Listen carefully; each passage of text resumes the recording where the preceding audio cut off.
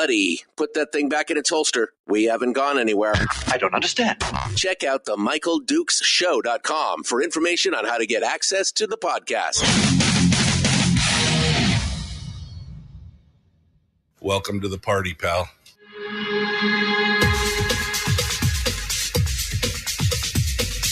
The Michael Dukes Show. The greed and the entitlement is astounding to me. What more could you want from a low-budget radio program? This is a dumpster fire. That was just BS. It is time to get a new perspective. We know just what you need, and we've got just the cure. Open wide and prepare for a steaming hot cup of freedom. I just don't fathom it. The Michael Dukes Show, streaming live across the world. Oh, yeah. Live around the world on the internet at michaeldukeshow.com and across the state of Alaska on this, your favorite radio station and or FM translator. Good morning and welcome to the program on this. What happened? We went backwards. It got cold and it snowed a lot in some places. 6 inches of snow up in Fairbanks, like 8 or 12 down on the peninsula, depending on where you're at. We got a couple inches around here. And I'm not a fan. I just want to throw that out there. I'm not a fan. I'm over it. Never again. Anyway, welcome to the program and thanks for coming in and joining us. It is Tuesday. And no, it's not Beat Down Tuesday. Come on, that's just not right. This is where you get the truth. Sometimes the truth hurts. You know, it's just how it is. Sometimes the truth hurts. Brad Keithley, the harbinger of doom, the founder of Alaskans for Sustainable Budgets, is here with us to talk about all the big stuff for the weekly top three. And he this morning to hello, sir. I'm looking for your scythe and your black cloak. That's kind of what we're looking at today. Good morning, Michael. I've got one. Can listeners listen to the pre-music before you start the show? No, the listeners don't hear the pre-music. Why? Because well, for the listeners this morning, Michael had a tune on. I know it's his AI that picks it, but had a tune on that said, "I'm out of control." And I thought you were suggesting that as the theme for the day. I thought it was kind of appropriate. You know, it just happened to be one of those songs that it's just those are just some of my favorite songs, and that's it for sure, man. It is out of control. That's how we look around today. Brad, we got a lot of stuff to cover this morning, and some of it I touched on yesterday. I've got some, I think I had some haterade earlier on this week because I'm feeling a little angst and anger over some of the stuff that's going on. But let's get started. Let's talk a little bit here about the weekly top three. We got three big topics, and we're going to start off with the House Finance Committee and some members of the House Republicans that seem to get it, but at the same time they don't. Give me your thoughts on this. What are we starting with this? So I think the subheader for this segment may be with Republicans like these, who needs Democrats? Oh, okay. And the number one on the list, number one on the hit parade is Representative Julie Colomb, who said this all comes from the House Finance Committee hearings, which is why I thought you were playing the "I'm out of control" as the theme for the opener. But Representative Colomb said in the as they were debating the PFD during the amendments portion of the House Finance Committee markup of the budget, she said, "I've always said follow the law or change the law. But it's clear we have two statutes kind of crashing into each other right now," said Representative Julie Colomb, an Anchorage Republican. False. Just absolutely false. We don't have two statutes crashing into each other. The PFD and the POMB statutes are, in fact, in the same statute. They're in the same section of the code, and they work just fine together. They say that you shall draw, you shall not draw more than, but you can draw up to 5% of the value of the permanent fund for use in the general fund. And then section B says a portion of that shall be used for the PFD. Section B uses a different base for calculating what the portion is, but it clearly says that portion shall come out of the POMV draw. And then section C, D, and E essentially say, C, D, E, and F essentially say you can use the rest of it for the general fund, but you can't go over the combined amounts between B, the PFD, and the portion you use for the general fund can't go over the 5% draw. That's what the statute says. There's no clashing going on inside that. It's to me, it's very clear, and to others, it's very clear. And when you read the statute, it's very clear about how that works. What Representative Colomb was doing was using that as an excuse. This is an old Bert Stedman trick. Using that as an excuse for saying, "Oh my gosh, I've got to decide between these two competing functions, and I'm going to come down on the side of this instead of on the side of that." And they're trying to set it up like they get to make. The statute gives them the ability to make some choice between these two competing forces. That's not it. The statute says if we're gonna talk about this in statutory terms, and that's what her comment was. If we're going to talk about this in statutory terms, the statute's very clear. You have a 5% draw.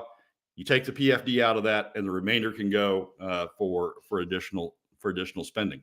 What they don't want to, what she and others, and Bert and others don't want to confront, is that when you read the statute as it's written, what happens is you don't have enough of the POMV draw left over to pay for government. And so, using the old Hammond formula, if you need additional amounts to pay for government, then you have to tax for the additional amounts to pay for government. They don't want to confront that because they don't want to talk about taxes. And so what they do is they turn it inward. Instead of reading the statute as it is, instead of interpreting the statute as it is, instead of applying the Hammond approach as it is, they turn that inward and they say, "Oh no, we've got conflict going on here, and we get to decide because we're legislators." Now, what the court said in 2017, what the Supreme Court said in 2017, is you can tax PFDs. You can cut the PFD. You can choose to use the PFD cuts as a way of funding the budget. But the court never said there was a conflict. The court simply said you could do that the PFD wasn't constitutionally protected. It was like everything else. You could go and do whatever you want to with it in the appropriations process. But the court never said there was a conflict. And so you've got these Republicans, as I said, with Republicans like these, who needs Democrats? You've got these Republicans who are out there saying, "Oh, we got to make a choice, and we choose. We don't want to, but we choose on the side of all this government spending." Will Stapp, who is not my favorite, Will. You think that's an understatement? I was gonna cut the audio for this just to drop it in there. Maybe I'll do that tomorrow. But yeah, go ahead. I'm sorry. The Will Stapp thing is just ridiculous. But go ahead. Will Stapp, who is not my favorite, then doubles down on all this by saying, "Oh, you'd have to cut all this spending to pay a PFD." No, Will, you'd have to tax to pay if you apply the statute. If you use the fiscal plan that's in the statute. If you apply, we don't need a fiscal plan. We've got one in the statute if they just follow it. If you applied the fiscal plan that's in the statute, you would have to tax for all that additional amount, for all that spending that you went through the laundry list of. But Will tries to turn it on his head, just like Julie tries to turn on its head and said, "Oh no, we'd have to tax to pay the PFD." Wrong. The PFD is already paid for. It's supposed to be first call, right? I mean, it's in the original language. It's supposed to be first call on the budget.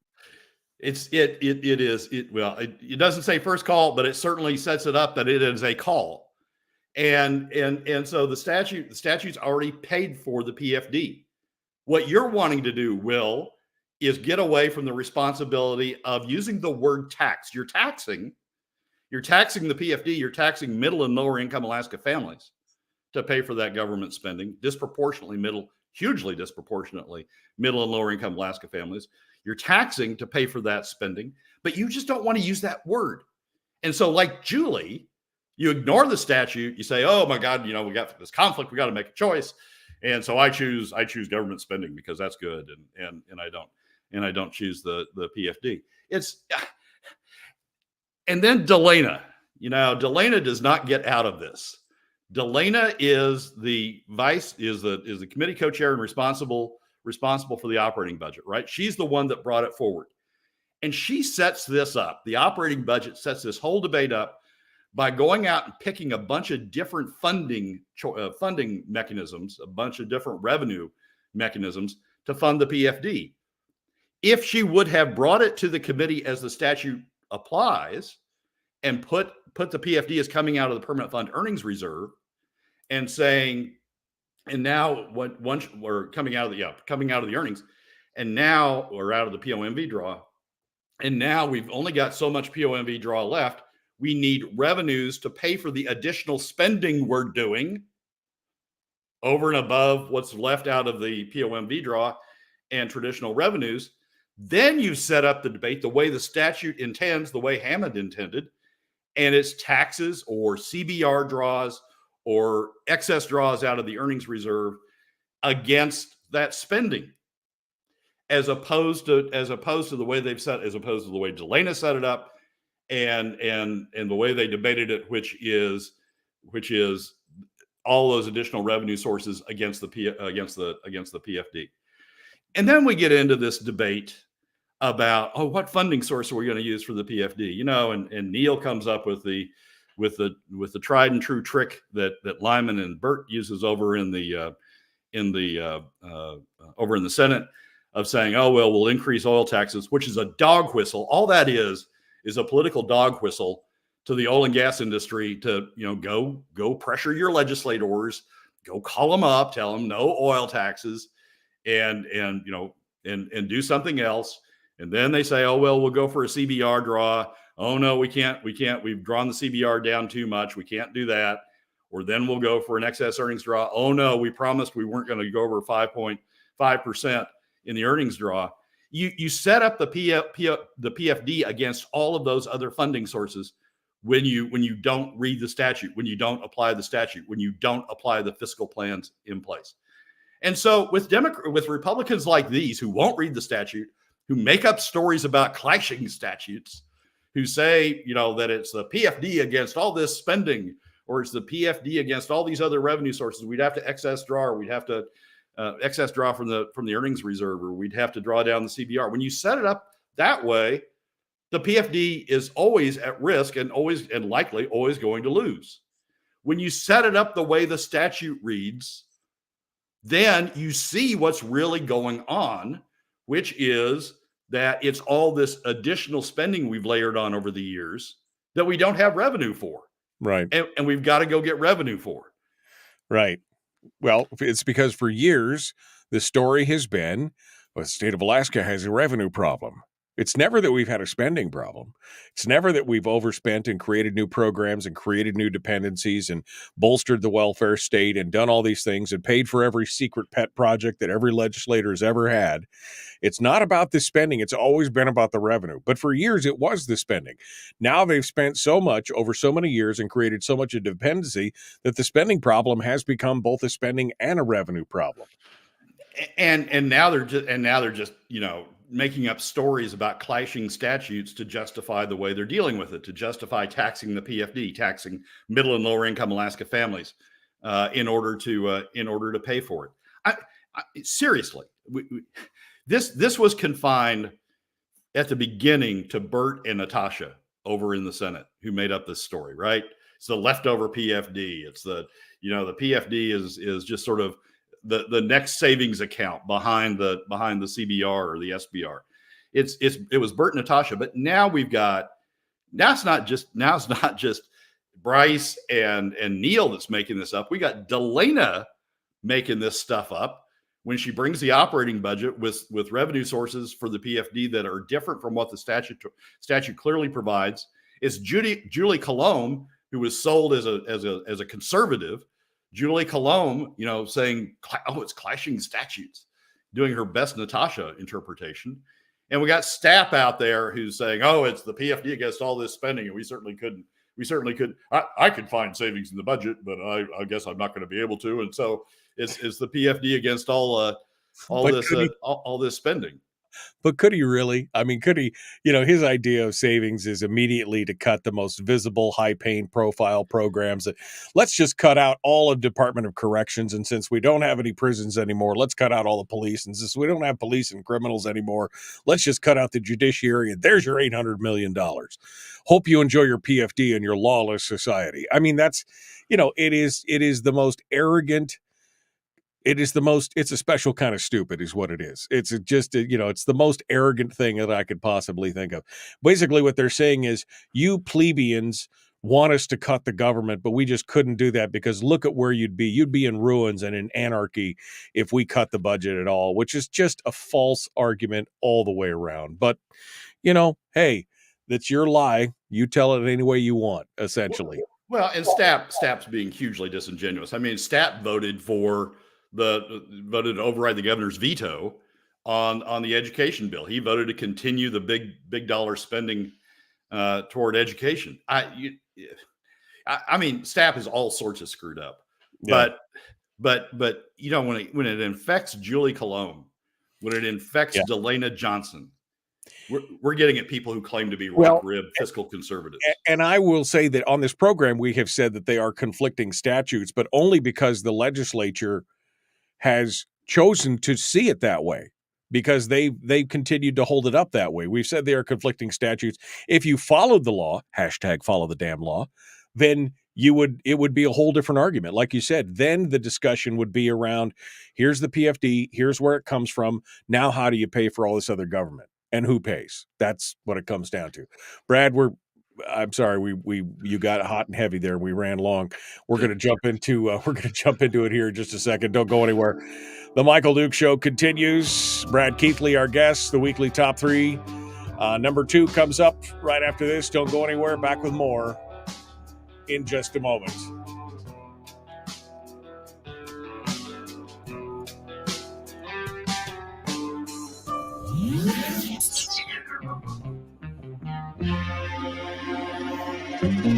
Listened to by more staffers in Juneau than any other show because their bosses told them to.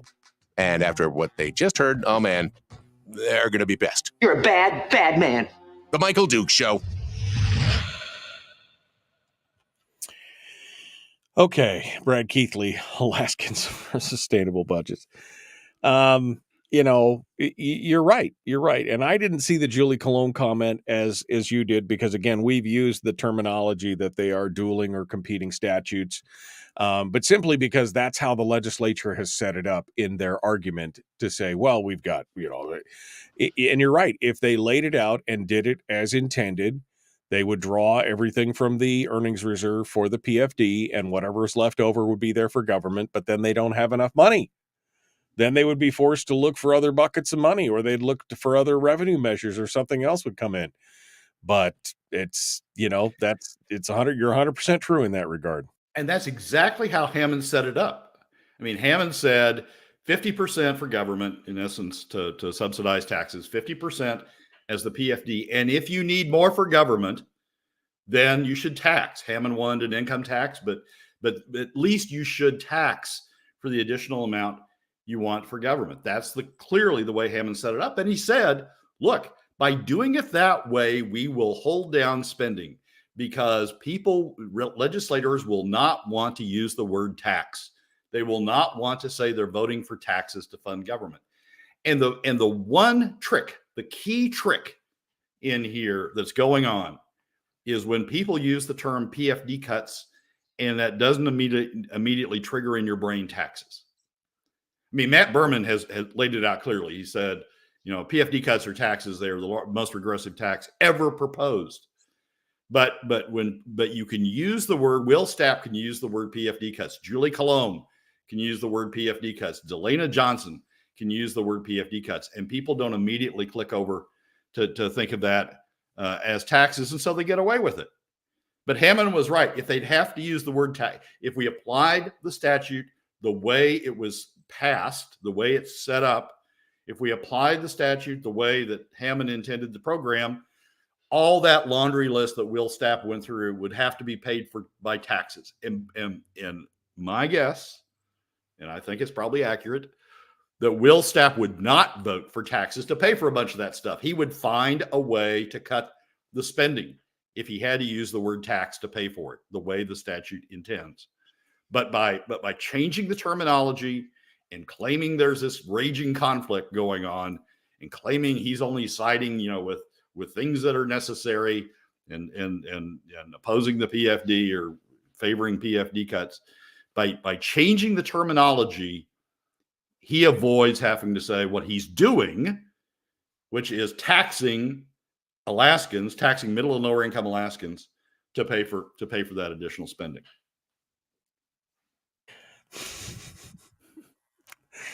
It's yeah, it's frustrating. I mean, folks, if you're not feeling the frustration level here, you're missing it, because this is exactly what Brad and I have been talking about since 2016.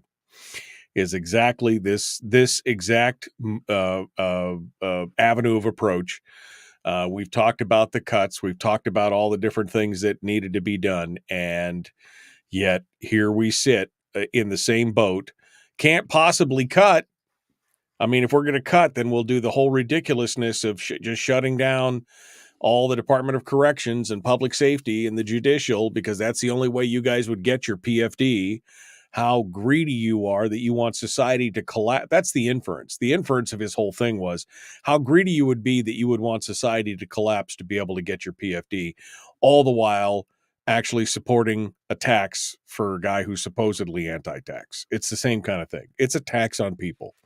And it affects those in the, it disproportionately affects the lower income folks more than anybody else.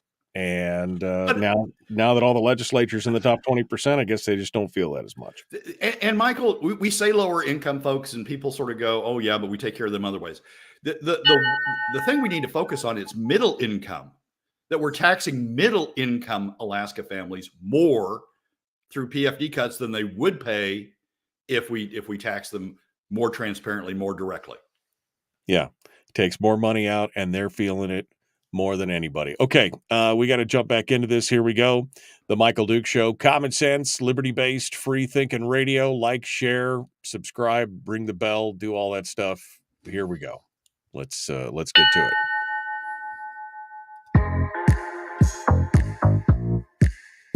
The Michael Duke Show. Not your daddy.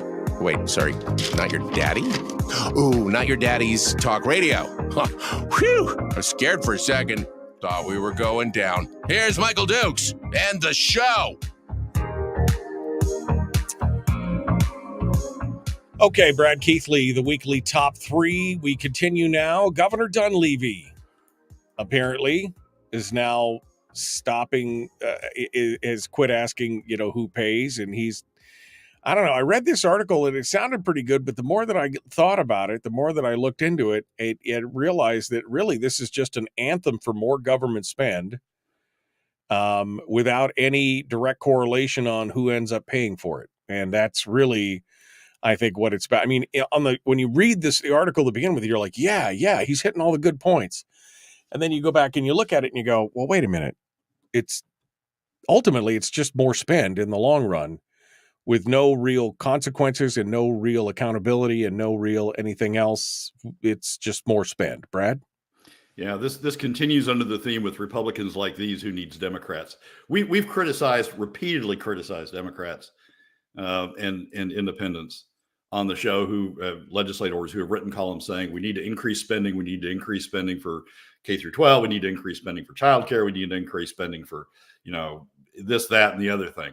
We need to increase spending. We've repeatedly criticized them for not addressing in their pieces, who pays? Who do they want to pay? Who pays for that increased spending that you're proposing? Now we got Dunleavy, who doesn't want to spend the same way that the education industry wants to spend, but he wants to spend. There's two sentences in here I want to point out. One is in the lead off to the next to last paragraph. This is the Dunleavy op-ed that's making all the papers. It was in the ADN over the weekend, in the Fairbanks News Miner over the weekend. But here's what he says in the next last paragraph. As the conversation around education continues, I will work with every member of the legislature to pass an increase in funding and needed reforms. But an increase, the word's right there, increase in funding. And then in the last paragraph, here's the first sentence of that. Actually, it's there we go. Rest assured, public schools will be adequately funded. So Dunleavy's out there saying we will have an increase in funding to K through 12. I want it my way, says he. I want it spent on the things I think's important. Right. But we will have an increase in funding. And rest assured, public schools will be adequately funded. Who's going to pay? We're out of money. We have long since gone past traditional revenues plus the portion of the POMB that's available for government spending. Who's going to pay for this increased amount? Nothing. Just like when Harriet Drummond writes the column, just like when Elise Galvin writes the column, just like when every other Democrat writes the column, Calvin Schrage, they don't put in who pays. Dunleavy's not putting in who pays. Alaskans are not being helped to understand money doesn't grow on trees. They're not being helped to understand that this is a choice. You want to spend more here, you got to take more out of someplace else. Either reduce spending someplace else, or you got to get additional revenues in the forms of taxes, either taxing the PFD or taxing some other type of thing. Our leaders are not telling them there's a choice. They're just telling them money grows on trees. I'll increase funding. I just want to increase my way. I'll increase spending. I just want to increase my way. And Dunleavy has just gradually grown from this spending. I'm going to hold the line on spending. First I'm going to cut spending, then I'm going to hold the line on spending. And now he's just out there with the rest of them, with the Democrats, just saying, well, I'm going to increase spending. I just want it increased on the programs I think are important. That's the thing. I mean, he comes out and basically says, I want to spend money, but I want to spend it my way. We're going to spend it, but we're going to spend it my way. Now, look, it's not that I disagree with the governor wanting to maybe transform education into pushing more of the charter school model or getting more of that money actually out to homeschoolers and people who are doing good things. I think that's important. But the question, we're spending $2.7 billion on education for 140,000 students. I mean, that seems like that's a pretty significant amount of money, and yet you want to increase it by another 2, 3, you want it, what are you, 3 billion? Is that enough? 3.5 billion?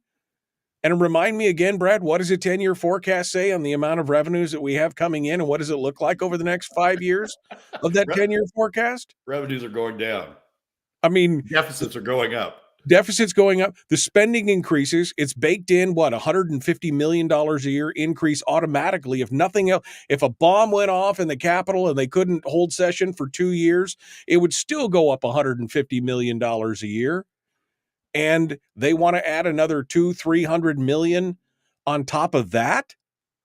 I mean, there is no PFD in 5 years at that rate. Probably closer to 3 years, but we've taxed it out of existence. Julie Colomb and Will Stapp and Delana Johnson have taxed the PFD out of existence, and Dunleavy's right in there with them.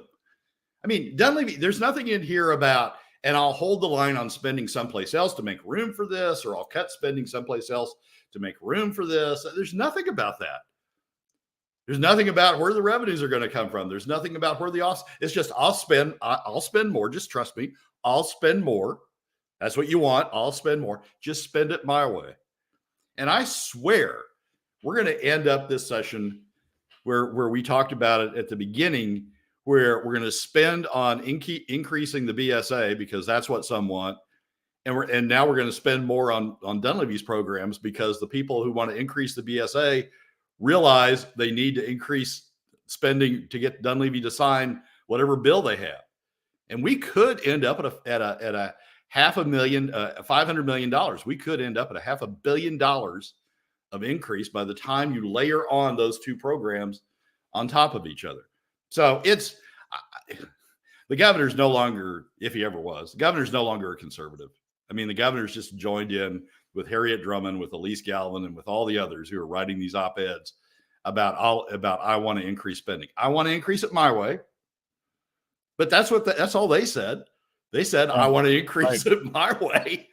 And not just that, when they talk about, and this is, I don't think this could be repeated enough, when they talk about the BSA, the problem is, if you want to have a one-time funding increase, that's one thing, because then you have to discuss it every year. And if the money's not there, you can ratchet it back, et cetera, et cetera. But if we increase the BSA, the base student allocation, by a set amount, as proposed, the $620 or $630 that they wanted to do it, that's a permanent increase to the budget. You are now encumbered on that every year, year after year, for the foreseeable future. So another $250 million or whatever it is, whatever that works out to be, $200-something million every year moving forward. Plus, next year they'll come back and say, well, now we need a one-time funding on top of that. But It never stops. And when the money runs out, and it is running out, if you look at, the governor's own 10-year plan shows that the money is running out. When it runs out and there is no more PFD left to steal, left to tax, then what do you have? What's left on the table? Taxes. They're going to tax you. And I can already hear it. Well, you Alaska, you've had a free ride for so long, and you need to pay your fair share now of all these state services.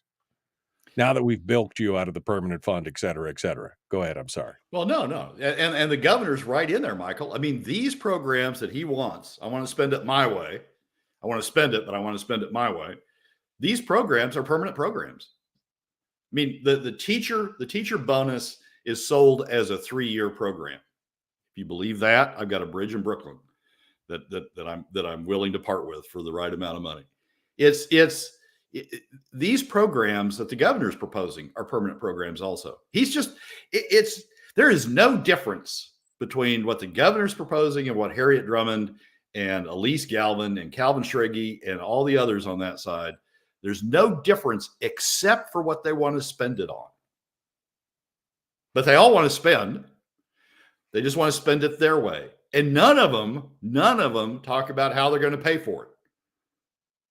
And so the governor's walking himself right into, and he knows this, the governor's walking himself right into PFD cuts, additional PFD cuts.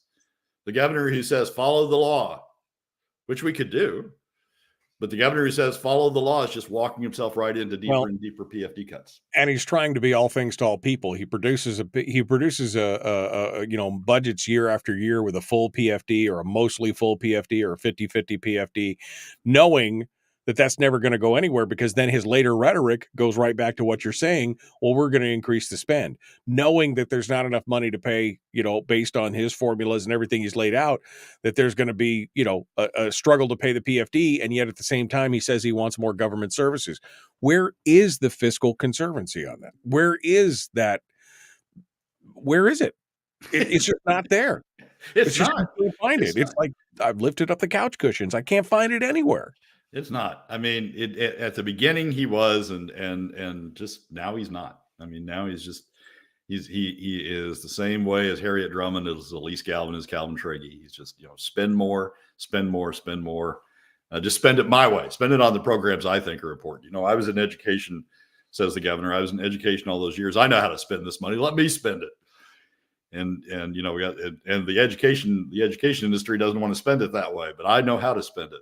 But there's no debate about spending. Everybody's all in on the spending. It's just the way that it's spent, and there's no paying. Right. This is all free money. we all get to spend. It's the revenue thing. We've got a revenue problem. We don't have a spending problem. We've got a revenue problem, which is what they've been saying for 15, 20 years almost. We've got a revenue problem in this state. Really.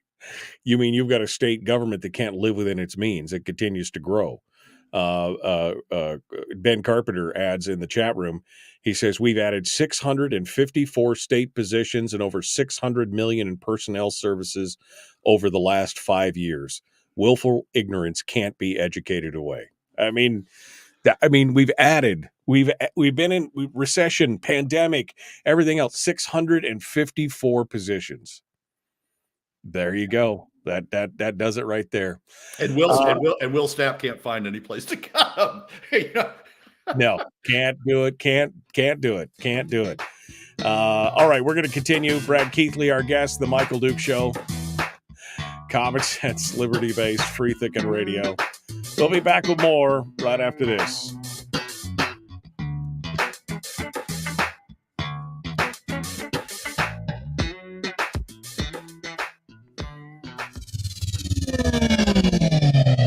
Your mental suppository. The Michael Duke Show. All right, Brad Keithley, Alaskans. Brad, don't you feel tired? I mean, it's like this whole time. I mean, I remember the first time that somebody told us on the program that, what we really have in this state is a revenue problem. And I just looked at him and said, what? I mean, we have a spending problem. And that was back when the state budget was like $2.5–3 billion. And I'm like, this is not a revenue problem. I mean, we're pulling in gobs of money. This is all prior to the whole Palin, excess monies, $150 barrel oil. And I'm like, this is not we are just trying to be all things to all people. You've got all these programs, and how many programs have been instituted since then? It's insane. It's absolutely insane. Yeah. Remember, Michael, last year, Bert saying, if we go to POMV 2575, if we give the government 75% of the POMV and only limit the citizens to 25%, we'll be fine for a long time to come. Just last year. That was their fiscal plan, right? I mean, that was Gary Stevens. Our fiscal plan is the 75-25. That's our fiscal plan. I refused to say 75-25. I refused to put the government's share first. Yeah. But I mean, that was the plan. And we're going to be fine for a long time. We'll have a surplus. Remember the whole surplus? Now, Bert had a hearing in Senate Finance. Tim Bradner's got a piece on it in the Frontiersman. Bert had a hearing over in Senate Finance that said, it's really tight this year because we got all these additional programs that we've already passed. The senior benefit program, Julie Colombe's, child care program. We've certainly got to increase K through 12 spending. We've got all these additional programs that we got fire suppression, which we do need to do. We've got all these additional expending items, and it's really going to be tight against 25-75. I mean, where the money just goes away. It just disappears. I mean, everybody's got a plan. Everybody's got a plan for how to increase spending. Nobody's got a way for how to pay for it. And look at the fervor that happened when the House produces a budget that's 33-67 or whatever it is, where it was just a minor change, and everybody got their panties in a wad over that. Now that the Senate rumored that they're going to hold on to the capital budget because they're so upset about it. I mean, but in the end, they're all going to agree to spend more money, MOAR, more money. But not out of their pocket, since they've voted themselves an increase into the top 20%. Every last one of them is not coming out of their pocket. It's going to be coming out of middle and lower income Alaska families. I mean, that's the whole. I mean, Hammond was right. Hammond said, "Look, if you're going to spend more than the 50% than the traditional revenues plus the 50% of the earnings draw. If you're going to spend more than that, make it taxes, make it hurt, so people push back. And an income tax. I mean, and part of that was to catch legislators, make it hurt in your own pocket. In every other state, legislators have to pay out of their own pocket a material amount in order for increased spending. They all have to go home and check their own budgets about whether this is really a good thing for them. That acts as a constraint on them increasing spending. Only in Alaska have they found a way to target the tax on middle and lower income families in a way that legislators don't have to pay. So when we say more, spend more, it's not coming out of their pockets. They don't have any constraint, any personal constraint. They're not feeling any personal effects out of that additional spending. It's just more of somebody else's money. I'm just thinking, what happens when the music stops?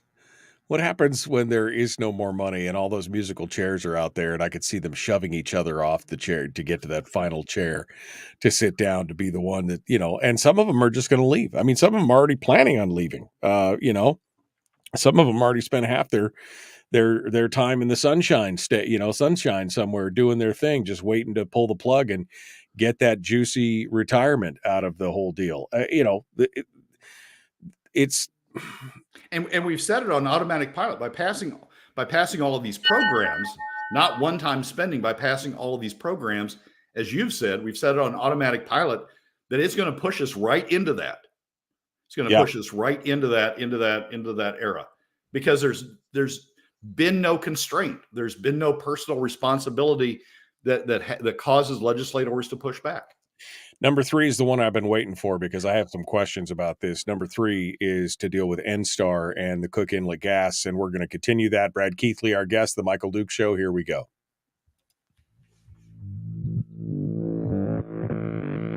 Public enema number 1. Oh, wait, sorry. Public enemy number 1, which makes more sense. On the other hand, he's a little bit of a pain in the Michael Duke Show. Okay. A little bit of pain in the something or other. Brad Keithley, Alaskans for Sustainable Budgets, our guest. The weekly top 3 continues. This is number 3, and it's a question about oil and gas. Brad says there's been some inconsistency in what we're hearing in the public from people like John Sims over at Enstar. And I have some questions about this because I'm starting to wonder if there's a game being run on something that we're talking about here. The legislature running a game? Oh my! No, God, I'm wondering if the industry is running a game on what's happening here. But you give me let's talk about this inconsistency. What's going on? All right. So Sims gave us, John Sims, president of Enstar, brother-in-law to the Binkley family, by the way, that owns the ADN. If you ever see any traces of op-eds in the Binkley family blog about this. John Sims of Enstar gave a speech to the Resource Development Council that was captured in a Petroleum News article.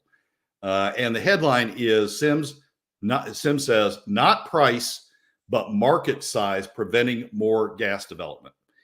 And what this reports on is a speech by Sims where he said, look, it's not price that's holding back development, the price of gas, the price we're willing to pay for gas. It's not price that's holding back development. We're willing to pay more. It's the fact that when producers develop additional supplies, they don't have a market to sell it to. And so they need all this royalty relief in order to incentivize them to develop these supplies because they don't have a market. Here's the thing. Royalty relief is an aspect of price. When a buyer offers to buy gas, the buyer, as we used to do in the lower 48 all the time, when a buyer offers to buy gas, the buyer can say, look, I'll pay you a certain price and I'll reimburse you for your royalty and taxes. And so I'll pay as part of the price, the purchaser, will pay for your royalty.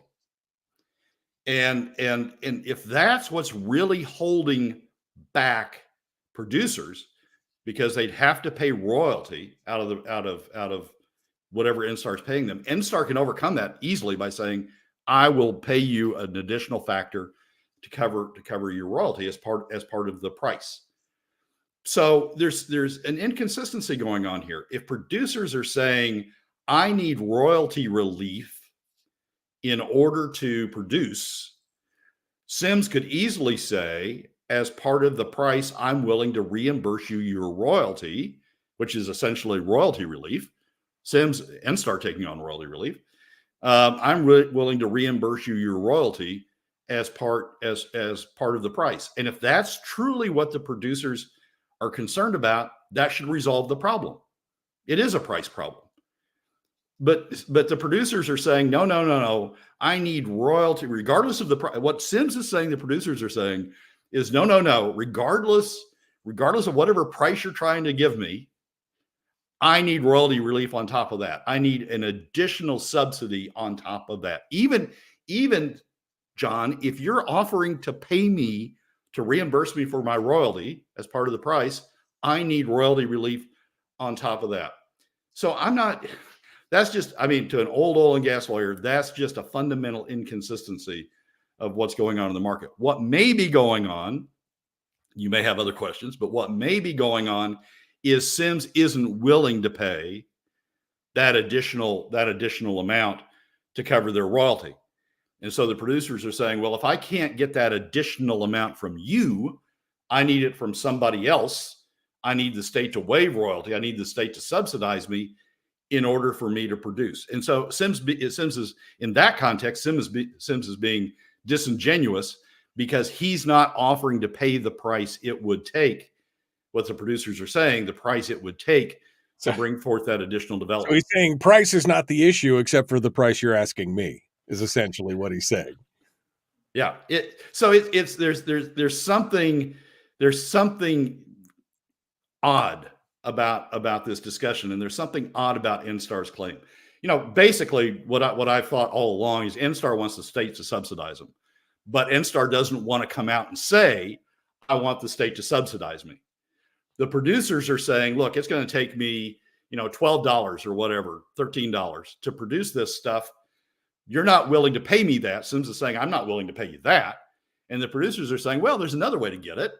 And that is for the state to waive royalty. And so I don't have to incur the cost of royalty. You don't have to pay me. You, John, don't have to pay me for the royalty. We'll just shove we'll shove that share of the cost off on the state.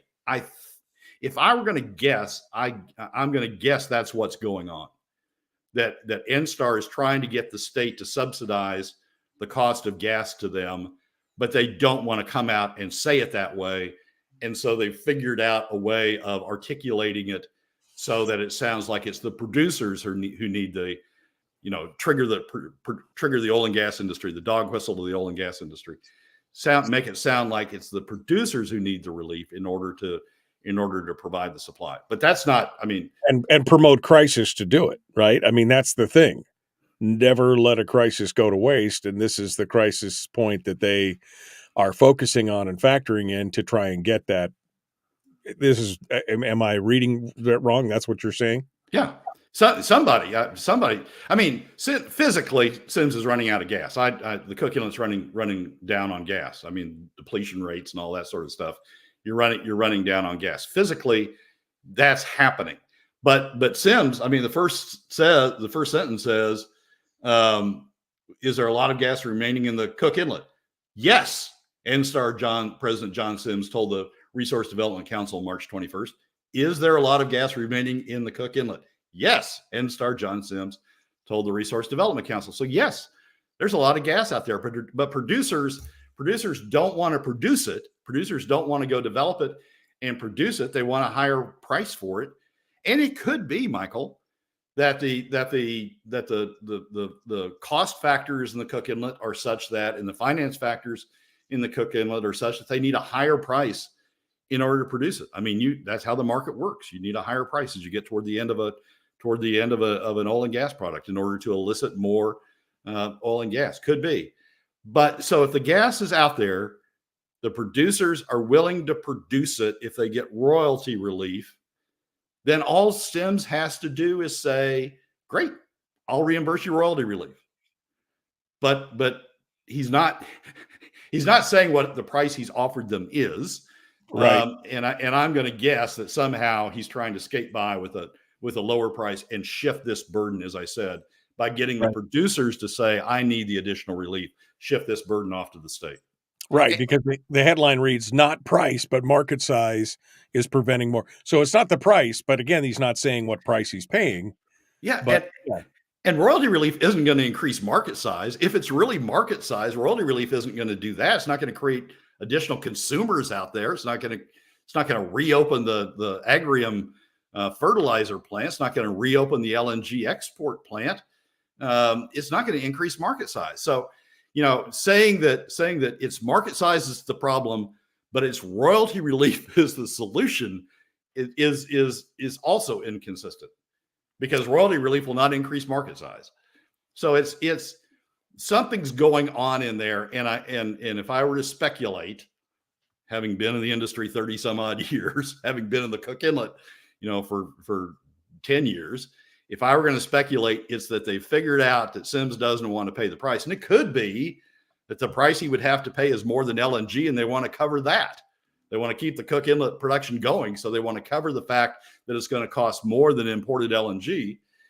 They figured out that the price that Sims would have to pay is too high. And so they want to shove a part of that off on the state. Right. Because the vehicle for doing that is claiming crisis. Because they see the big open checkbook in the state and they're like, well, somebody could pay for it and it could be them. Let's talk about that. That's what is that? 90 seconds, Brad. Final thoughts for today. Well, with Republicans like these, who needs Democrats? I mean, the Republicans have gone all in on the subsidy state. They've gone all in on we spend without caring who pays state. And it's showing up all over the place now. And so with Republicans like these, who needs Democrats? It's, as I said earlier, it's a massive amount of frustration. It is so hard to watch, especially knowing that this whole thing was preventable. If we had just grabbed the bull by the horns or grabbed the brake on that train and pulled hard, we could avoid the bridge being out in that chasm, but it's rapidly approaching. It is what it is. Brad Keithley, Alaskans for Sustainable Budgets. Thank you for coming in for the weekly top 3. I need some Bengay now or Tiger Balm or something. I feel sore everywhere. All right. Thanks, Brad. Hold the line. Folks, we got more coming up. Hour 2 is dead ahead. The Michael Duke Show. Common sense, liberty-based, free-thinking radio. Be kind. Love one another. Live well. Hour 2 dead ahead. Be kind. Be kind. It's the exhortation I try and throw out there every day at the end of the show, because we're all in this together, and that's the problem. And even the people who are out there crying for more government spend and more government spend, they're really the people that I feel bad for. The dependency state that we've created, that when the wheels finally do come off the bus and we are out of money, and they try to tax us, a couple things are going to happen. Either they're going to create this huge tax burden on all Alaskans, and that's going to drive some outflow, which is going to be a biofeedback loop, a negative reinforcement cycle that forces more people out of the state because they can't afford the taxes to live here. Or they're going to have to make some massive cuts right on the spot to make it happen, which I don't think is going to happen. I think it'll be taxes other than the other one. But one way or the other, the people who are the dependent, they're the ones that are going to get hurt on this. And they can't see it. They don't see what's coming. You could, slide rule it out, show them the 10-year plan. They can't see. It's like they have willful blindness. These legislators who've been exposed to this stuff to say, have you seen the 10-year plan of what happens to the PFD in the next 3 to 5 years?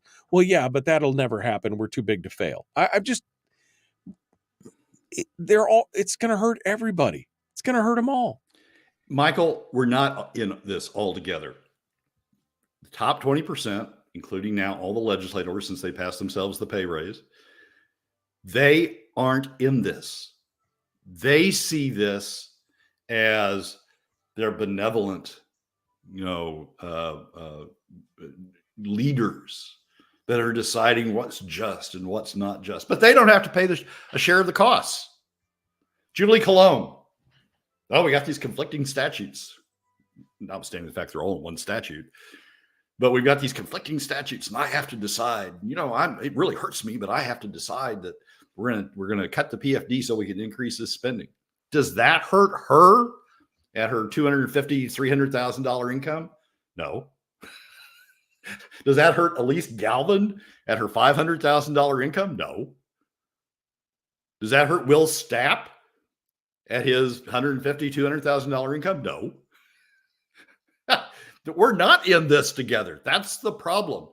In every other state, to some degree, they are in it together. Legislators are part of the hoi polloi. They do have to feel this stuff personally. But in Alaska, we've insulated them by moving them all into the top 20%. So they're sitting there as, godlike figures who get to decide between good and evil, but they don't have to bear any of the costs of it.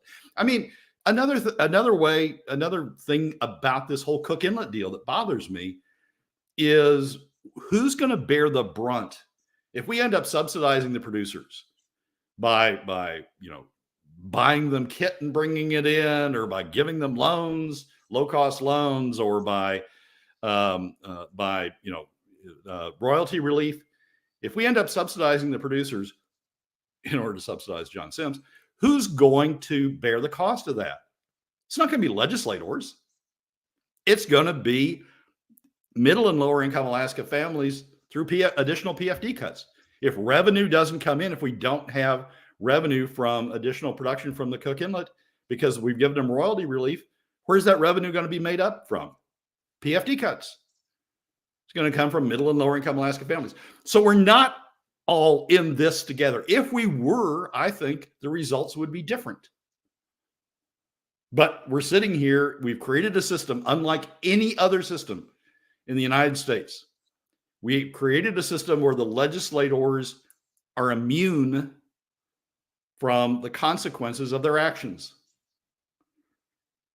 Yeah. Well, and the public sector is immune from what's happening in the private sector. The only state in the union where that's exactly what's going on. So they just don't care about what's happening in the private sector.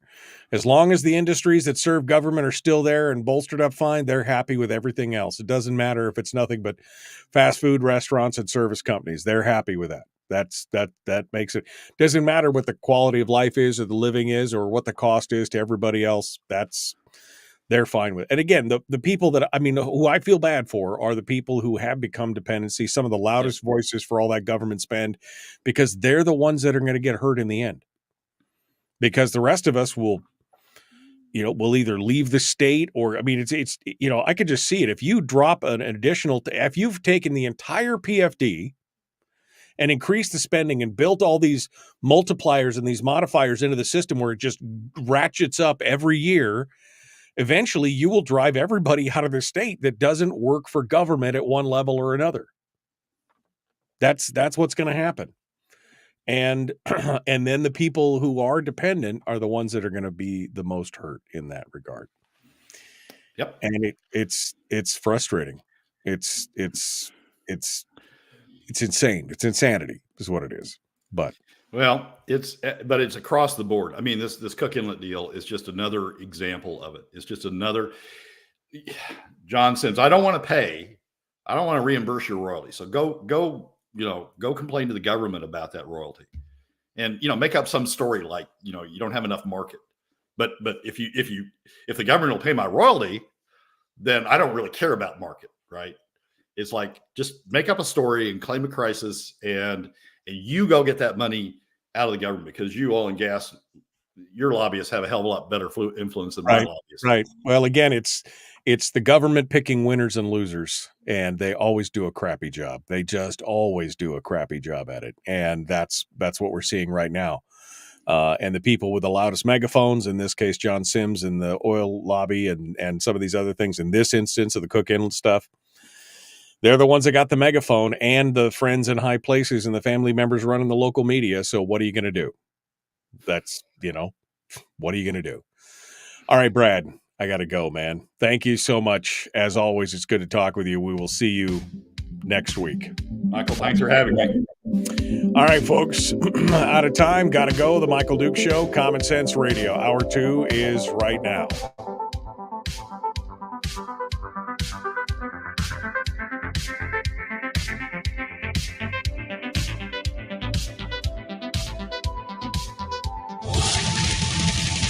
Whoa, buddy. Put that thing back in its holster. We haven't gone anywhere. I don't understand. Check out the MichaelDukesShow.com for information on how to get access to the podcast. Welcome to the party, pal.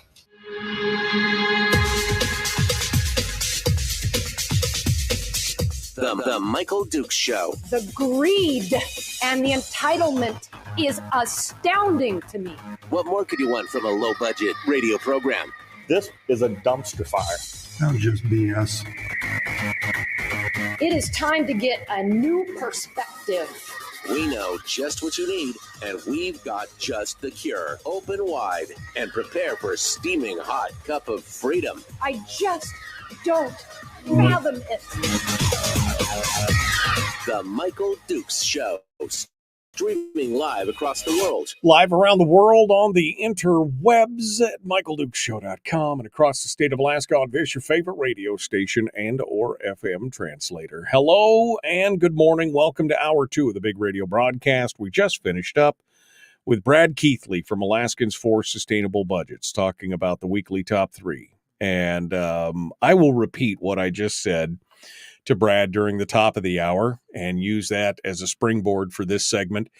Coming up in this hour as well, we've got 2 segments with Chris Story. Segment 1, we'll be talking about his new book, which I don't know what it is. It's going to be a surprise to all of us. We're going to talk about his new book and see what he has to say about that. And then in the final segment, we'll get our weekly life coaching lesson and our PMA uplift, our positive mental attitude boost in the second segment with Chris. So the next 2 segments after this one are all Chris Story all the time. All Chris all the time. So that'll be fun. But in this segment, I want to go back to because, folks, it's frustrating. It is absolutely frustrating to watch what's going on in state government. I've been doing this for 24 years. And I can tell you that this is the same. I'm talking about the same stuff today that I was talking about 20 years ago. The fact that the state of Alaska has a spending problem, which has always been categorized by many politicians as a revenue problem, but was really just a spending problem, and now has become and gone on so long that we have both a spending and a revenue problem. But let me tell you who I feel really, really bad for.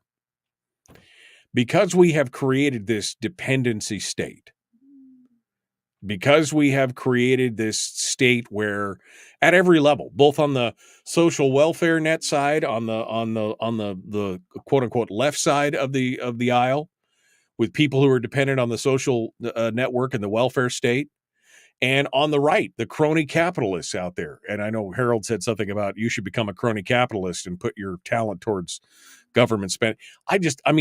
Good for you. I couldn't do that. I could not go out there and become a crony capitalist and live off the government largesse and still look you guys in the eye every morning and say, we need to cut this government spend.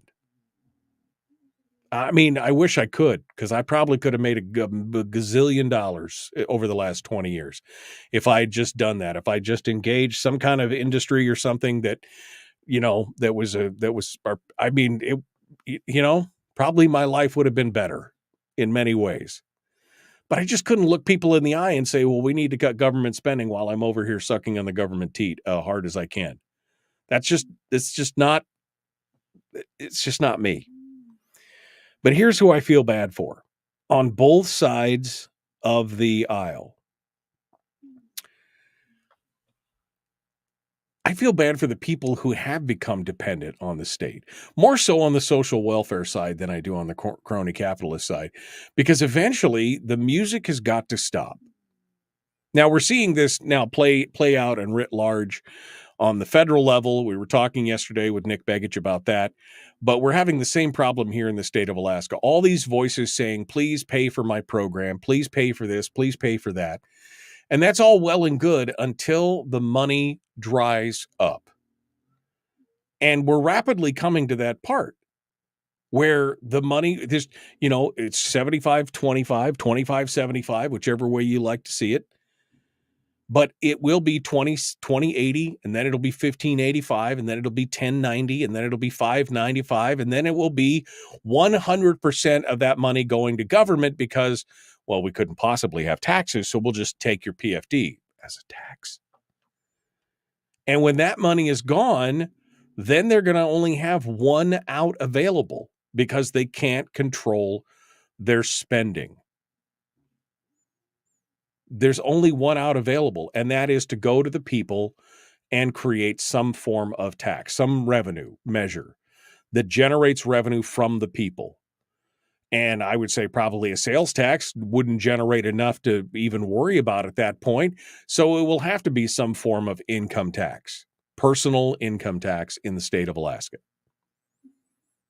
Not that I want it, okay? Don't put words in my mouth. And not that I want that, but it is coming based on the numbers that the government itself is putting out. These 10-year plan numbers, these 10-year projections. Looking at this, it is an eventuality. It's inevitable. When you have a budget that is growing by $150 million a year with no help from anybody. I mean, in a 10-year period, that's $1.5 billion, let alone anything else they add to the equation. So in 5 years, you could very well have an additional $1 billion in spending in 5 years because you'd have $750 million from the automatic. And all they have to do is add another $250 million, and you're at $1 billion in 5 years. So what happens then? Well, then you have to have some kind of tax. You Alaskans, you're just not paying your fair share. We all need to pull together. We all need to pull together and pay our due. The free rides die hard. We've been given a free ride for so many years, and we really need, look at all these other states that have income taxes, and we don't. We really need to get with the program and be progressive like them and get an income tax and do all that kind of stuff. And what's going to happen then? Well, two things.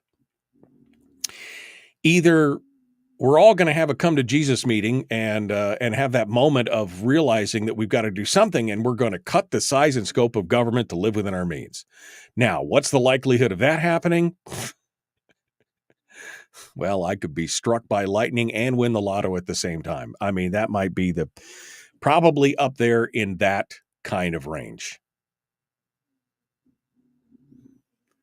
But the second thing that'll happen is that they will institute a tax, and the tax will be high enough because they're going to be looking for some real revenue by that time.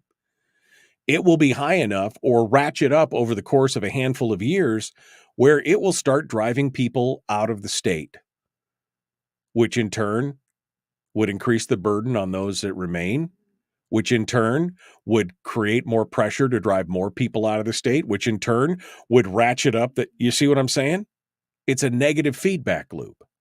And eventually people will just leave the state because as beautiful as Alaska is and as amazing as it is as a state and as free and blah, blah, blah. All the reasons, there are better and cheaper places to live where your dollars go farther and maybe you can consider retirement and live there for the rest of your life. And that will leave Alaska kind of a wasteland. The only people here are the people who are dependent on the government and essentially pay very little in taxation because they're in the lower income bracket, but they become they've dived deep into the dependency cycle on that end. Or people who work for government at one level or another, or service government in some ways, and that's all that will be left in the state. And that's it. The ones that will be hurt are the ones that are needing it most. They're the ones that are, and entrepreneurship will be crushed. There will be no private industry. It's frustrating to see. The worst part about this is that we've known. I mean, we've been talking. This is not hidden knowledge. I've been talking about this for 20 years. I'm not an economist, but I can run a household budget. I'm not, I could see I'm a student of history. I've seen this happen in other places in other times. And we caterwaul and we wail about it and we cry from the rooftops. And this is what we're going to get. That's the thing. We're all going to be hurt when this train plunges over the edge of the chasm because the bridge is out. And I've been talking about that damn train for 20 years. And yet you've got Republicans in the legislature. You've got a Republican conservative, quote unquote, governor who's saying the same things, that they're going to add to the budget. And with no thought of what happens in the long run. And again, this is exactly what's happening at the national level as well. It's monkey see, monkey do. It's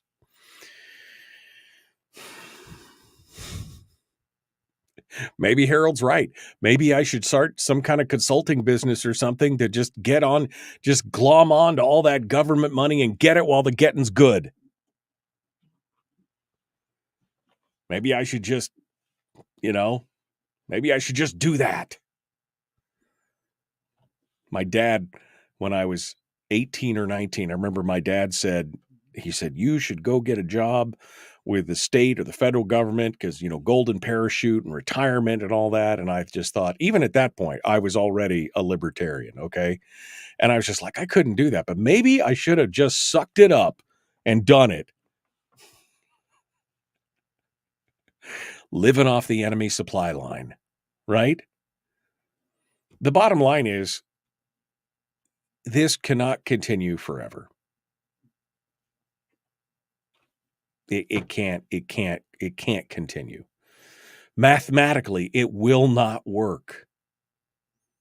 And I'm barely a high school graduate, right? But even I can do the math on that one. That eventually we will run out of money. And then it'll be OPM, other people's money. And then that will cause that negative feedback loop. And where will we be then? It frightens me. It literally frightens me as to where this state is going. Because I love this place, man. I love this place. And I think of all the people that are in my life that may just pull up stakes and decide to leave because they just can't do it anymore. A lot of my peers are, they're 10 years away from retirement age now, and they're thinking about that last 10-year stretch about what do they do. I already had one friend that moved out to Tennessee. He's like, I got, I still got wilderness. I still got woods. I bought a place for a fraction of what I paid for up here. Very low taxes, yada, yada. He gave me all the reasons. And I'm like, but Alaska. And he's like, yeah, I know. But we did the numbers. We can't survive here. I just hate to see that outflow. Not to mention the kids, not to mention the potential future of our kids and our grandkids wanting to be in the state when the only answer is to go to work for government.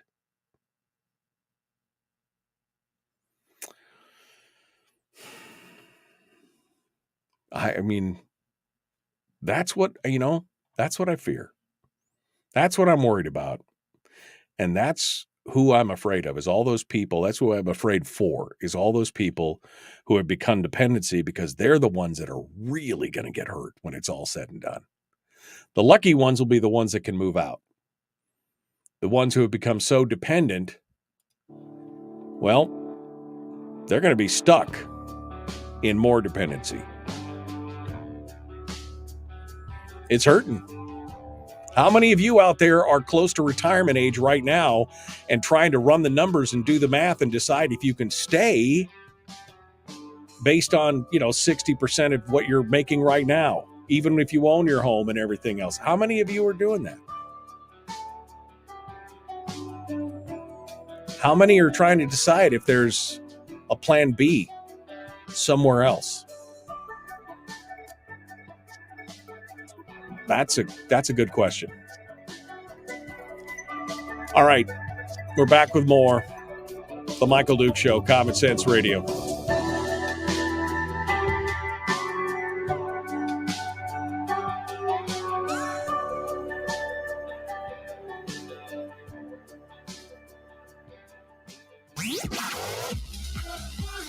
Our light, our guide, and our trusted friend. Michael Duke Show.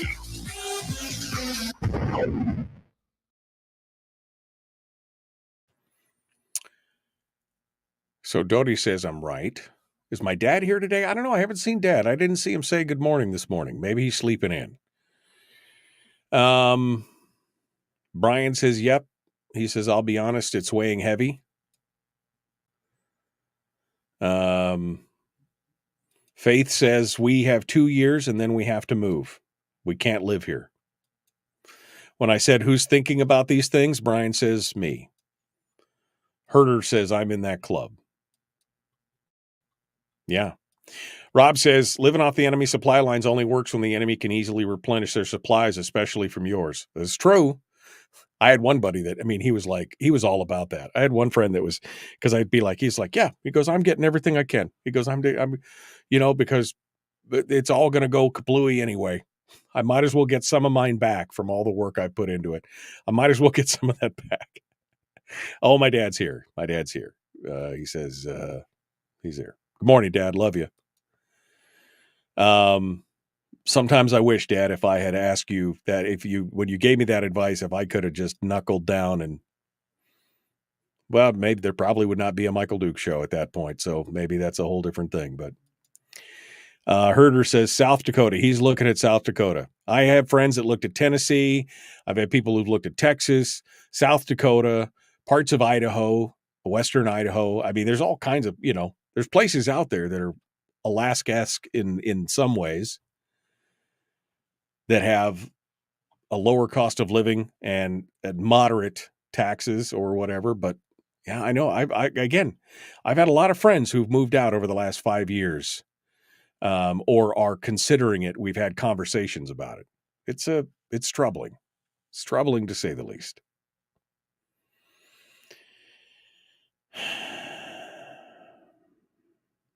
Frank says, first Frank said, I'm doing fine on my subsistence life. And then Frank says, oops, I meant subsidized lifestyle. I love it, Frank. Gary says he's going to Florida. Okay.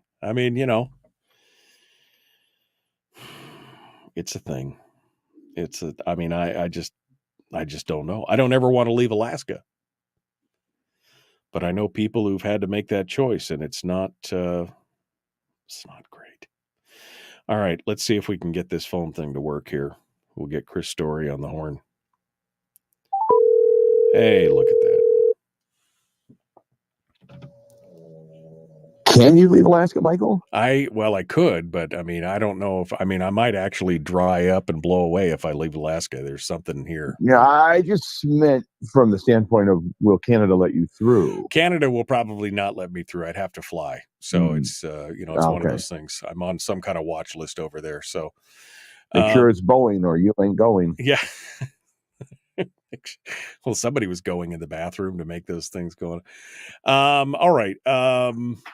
Are you ready to go here this morning, my friend? Are you ready to? Yes. Okay, Yes. so we're going to talk about your new book and all that kind of stuff. Was it too depressing this Wonderful. morning, Chris? I mean, you've been listening for a bit. I mean, is it too depressing, or am I? I mean, are you seeing the same thing as a realtor? Are you seeing people try and make this decision on whether or not they're going to be able to retire and stay here? Because, you know, I mean, are you seeing that yourself? Yes. Yes. And I'll tell you, and we can talk about this when we go live if you'd like. Then we're really working with folks here on the Kenai Peninsula to try to get our property tax situation under control and relieve the pressure on seniors. And had an interesting conversation with somebody yesterday who's relatively new to the state and relatively new to the peninsula and major contributors to our community, and yet are having to look at their property tax go to their assessment to nearly $1 million on their home that they paid not anywhere near that for just a few years ago. So they're looking at like, we're almost being taxed out of here. What's going on? So that's kind of where my focus is at relative to, can people choose to stay here for the long haul? If we continue to ratchet the tax up on them on their property, it could force them out. And that's something I don't want any senior citizen to have to make that decision ever. Well, and not even just me or you. Well, not even just seniors. I mean, you know, like I said, we're in the 10-year window towards that retirement age. Not that I'll ever retire, but I mean, you know, we're at the 10-year mark, and now you're starting to think hold on.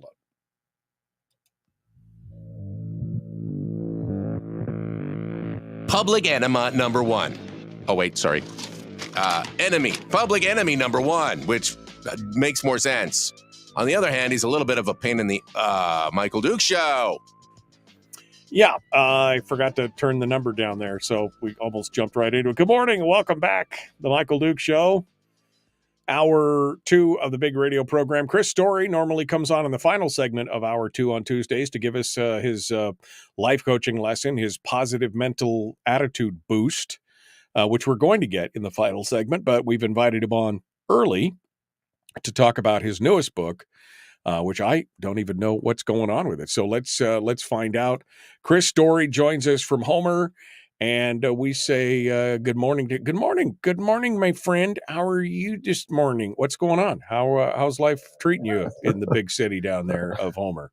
It's golden. We had a snowstorm yesterday, yeah. which I can say really can't complain to the rest of the state who's experienced a lot more snow than us this year. But yeah, the snowstorm yesterday, it was just wild. This snow in April. It's great though. Give me a little something to plow this morning. Yeah, there's a blizzard warning for down on the peninsula. Another 4 inches of snow and 45 miles an hour winds or something. So you guys are getting some weather down there. I think Upper Peninsula is the blizzard, but you guys are going to be getting more of that. We were. You hear him? You hear Reagan? Oh my God. He wanted his moment. He's like, Daddy, can I snore on the air today? I said, do that, buddy. Just sit right here and snore, will you? Yes. So during the break, we were just talking about that. And I asked you as a realtor, are you seeing what I was just talking? Because you were listening. You mentioned you were listening here in the last segment.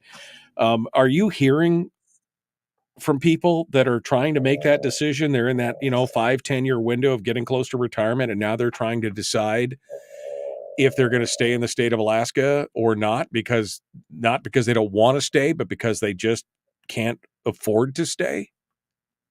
To a small extent. The majority of the conversations I have with people that are trying to determine how and what their life is going to look like are on the other end of that spectrum, on the retiring end. Can we continue to afford on a fixed income with property tax continuing to rise, with assessed values well outpacing any exemption that we've offered here, which is $300 plus $50 for your primary residence. So we've got $350,000 protection here, but so many seniors have outpaced it beyond any enjoyment of an exemption and are having to look at that. But most of the conversations, I would say a majority of the conversations where people are leaving, Michael, it's for other circumstances, at least in my experience, it's getting closer to family. Maybe they're getting closer to an age in their 70s to mid-70s and say, you know what, we want to be near the kids. We want to be near the rest of our family. Or the reverse, our family's getting old. We need to be near them to help take care of them. though that's probably the larger conversation I have of the people that are exiting, but just as many, if not twice as many conversations are had each week. I want to get there. What's the job market? What's the housing market? Can you start feeding me listings? We want to get to the peninsula. We want to get to Alaska. And part of it is just the dream and the escape from the craziness of the lower 48.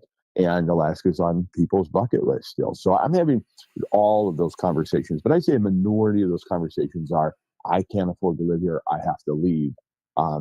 It's a fraction of it, but I wouldn't say it's a majority. Well, you mentioned it, especially down in the Homer area. I mean, people that paid $150,000 for a house 15 years ago are now getting assessments that are upwards of, $1 million in some cases. And how even if your house is paid off, how do you afford that? I mean, how are you able to throw that money out there, month after month, year after year, until the day you die? That'd eat up a lot of your fixed income. Part of it's a practical question, economically speaking, just as you just asked it very eloquently, as only Michael Dukes could ask it. Another one is philosophically and principally. When will you ever own your home? Will you ever be the sovereign owner of your own property, of your own home, to a point where you can enjoy it for the rest of your life if we don't provide some relief? In 1987, the Kenai Peninsula Borough relieved seniors of all property tax, said, you know what, you're exempt. 100% of your primary residence is exempt. And then a guy called Mayor Williams came along in the mid-2000s and said, you know what, actually, we can't afford that anymore. Tell you what we're going to do. We're going to give you a $300,000 exemption plus the 50 primary. And by the way, some assembly here on the Kenai Peninsula even fought against that, tried to cap it at just 300. They lost, thank goodness. But I don't know if he couldn't see the values beginning to outpace the 350, Mayor Williams, or if he just didn't care and thought, okay, this will be sort of our way under the covers. And then once things, start to grow, we'll get more income from the seniors. I'm not sure. I remember having a conversation with one borough mayor, not our current borough mayor, which is Peter Machicki, but a previous one. And I was suggesting that it wasn't quite fair. I had a client who had a rather large property acreage-wise and a large home, and the assessment had grown, outstripping the $350,000 exemption. And I said, well, what are these seniors supposed to do? And this borough mayor, with a straight face, said to me, she could subdivide. She could sell some of her. I mean, like, excuse me, in her mid-80s, you want this person to become a developer simply to afford the home she's been on since 1952. I'm sorry, there's something wrong about that. And seniors are a massive contribution, providing massive contribution to our economy. They're almost like their own industry, if you will. It's like a whole other leg of the stool holding us up relative to Medicare income coming through our hospitals, and that we all get to enjoy the benefits of then the increased technology that we're able to afford at our two hospitals here on the peninsula, in addition to their Social Security dollars, their retirement dollars, and they do not compete for jobs. They don't have kids at school. They're not putting pressure on almost any of our infrastructure. They're adding to the benefit of our lives. I want to become a magnet. I want to become an attractant to seniors, both in Alaska, around Alaska, but also here on the peninsula. Sorry, Michael. We want to bring as many down from the valley as we can. We want a mass exodus. We want a gray tsunami. Yeah. No, I'm all about that. I'm on that here, for sure. All right. Well, we could talk about this all day, but you have a new book and I know nothing about it. So tell me what's happening here. What's going on? Well, you actually kind of do, because you helped me shape this book over the last several years. That you've allowed me to give it away on your program. It's called The Millionaire Maker: 6 Practical Steps to Your First 4 Homes. We've used it as a giveaway and a guide, and we've just total gift, PDF, digital copies just flown around everywhere. And we've taken some feedback from readers, and we've augmented, we've changed, and put this into an actual manuscript form, had it edited, and it's in the hands of my production company right now, and they're putting together the final layout, trim size, all the stuff, and the cover. We've got an artist in Chicago developing the cover for us. We're really excited about it, and we're going to start selling it, not because of, well, we will take the money, but it's not because of the money, but because we want to put a product into the world that I can put into your hands that will guide you to 4 homes if that's what you want. And if nothing else, it will alter your mindset with almost every interaction you have in your life, between health, wealth, even personal relationships. and prosperity. And of course, we know prosperity is the amount of money you have going forward without having to work for it, thus expanding fixed incomes into the future for people versus reliant completely on Social Security or some sort of retirement, expanding your own retirement, your own 401k, if you will, in your own backyard. Jim Rohn said, if somebody hands you $1 million tomorrow, you better hurry up and become a millionaire. And I got to thinking about that when I created this Millionaire Maker. It's like, wait a minute, the reverse must be true. If you become a millionaire in your mind and you adopt that mindset of the wealthy and of the upper crust, if you will, then the money would necessarily follow. Do as success does. If you do these things, then the money will follow, at least as much as you want. That's why I said the first 4 homes. I didn't just say 4 homes. I said the first 4 homes because I'm leaving the door open with that word first. You may want more, you may not, but you might also. And this guide will necessarily help you with your mindset and some tactical tips and tools that will get you to those first 4 homes if you wish. So walk me through the point. I mean, the Millionaire Maker. Obviously, the title says it all in that regard. Give me some bullet points here, the chapters, and what each one deals with, and how why we should be running out and purchasing this book when it's ready. Which, by the way, May 1 is our target date. And I'll come back during your show, of course, and give away the first dozen copies because that's what we do. That's what we like. Signed, I hope. Signed copies, signed. Yes. They'll be absolutely. Worth something one day. Right, exactly. With a $100 bill bookmark. No, wait a minute. Yes, exactly. We have a joke around the office. How do you get rich selling books and give away as many as you can? I'm constantly giving it. Anybody comes in, I almost never charge people for that. I'm like, here, take a book, take 2, take 3. They're small.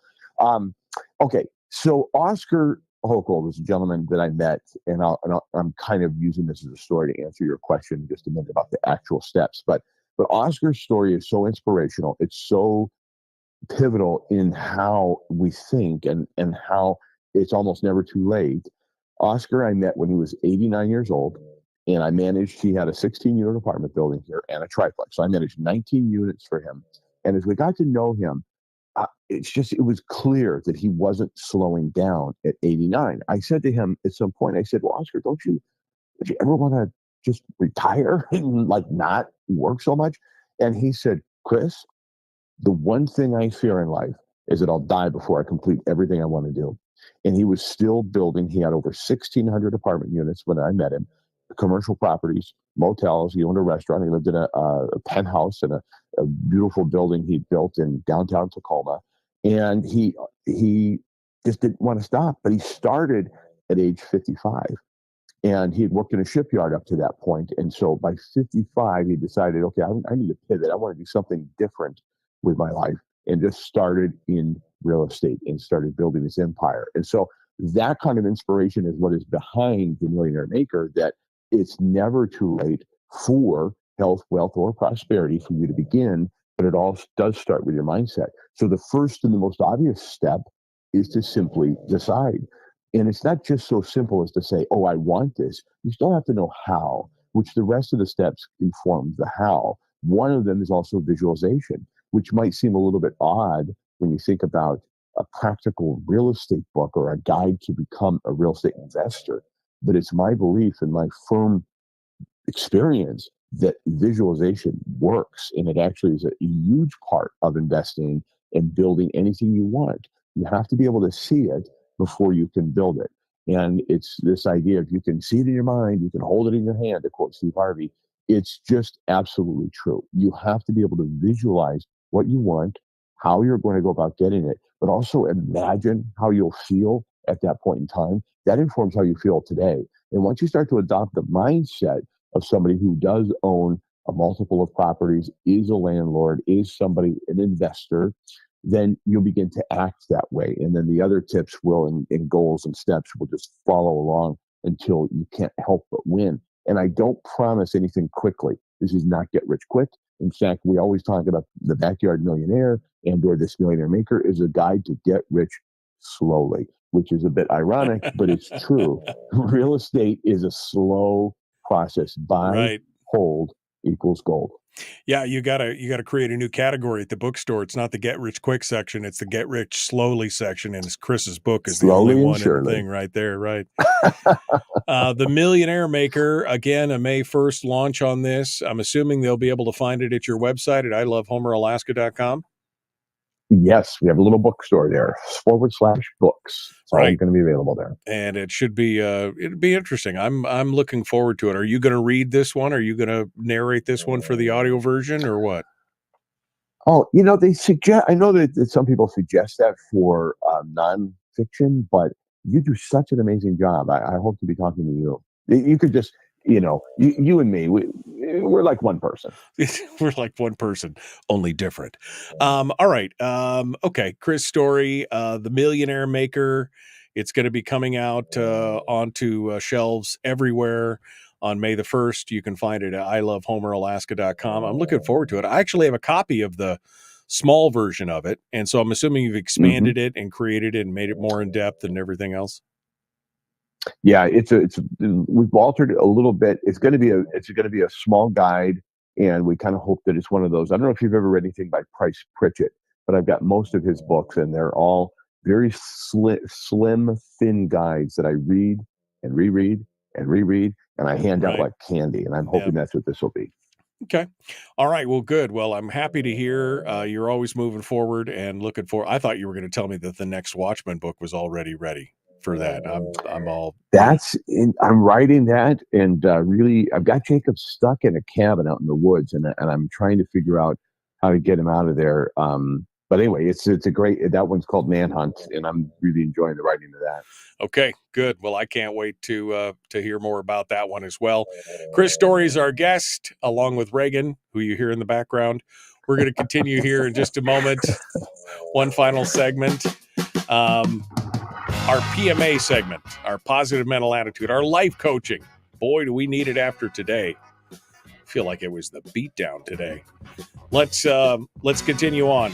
We'll be back in just a moment. Don't go anywhere. The Michael Duke Show. Common sense, liberty-based, free thinking radio.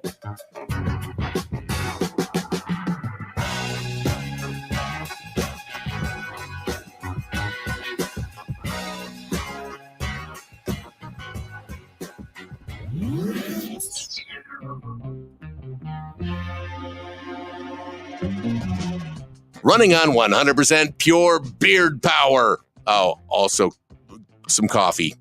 We dip our beard in coffee. Nice beard. The Michael Duke Show.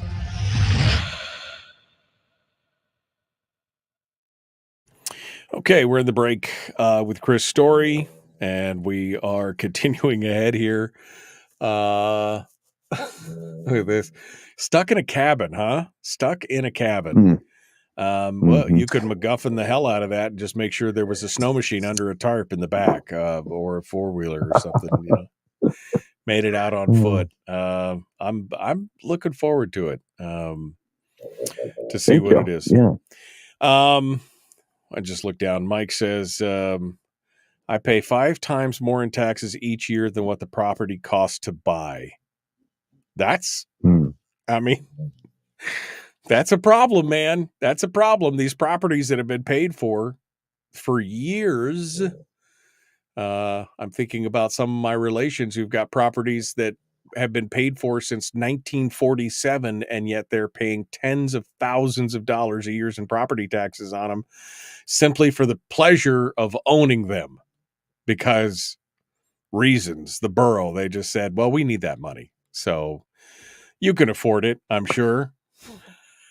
Best I can figure, the property tax assessment on the Kenai Peninsula, this according to the budget for fiscal year 24, best I can figure, and I'm no expert in this, but what I'm looking at would put us somewhere very close to $1 billion increase in assessments, not taxes, but the assessed valuation, $880 some odd million in extra valuation. They did lower the mill rate last year, just a skosh. And I think, but it's irrelevant because it can easily go back up, in which case now you have it on a massive multiplier of an extra $1 billion in property evaluation. But it just seems like the conversation is almost never ending. I've been having it feels like for the last, like you talking about how you've been having this conversation for 25 years.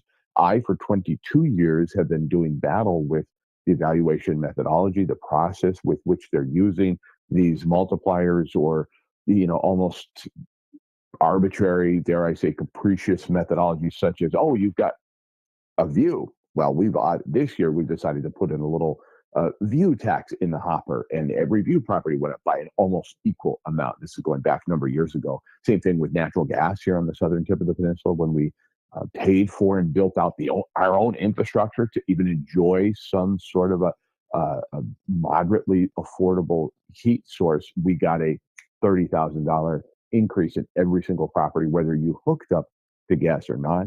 And then, of course, they denied that. And then somebody a mole within the assessing department actually told me, no, you're right, Chris. It's exactly what we've done. And they lied to you. So it's just, it's not that I don't trust them, but at the same time, I'd rather put a governor.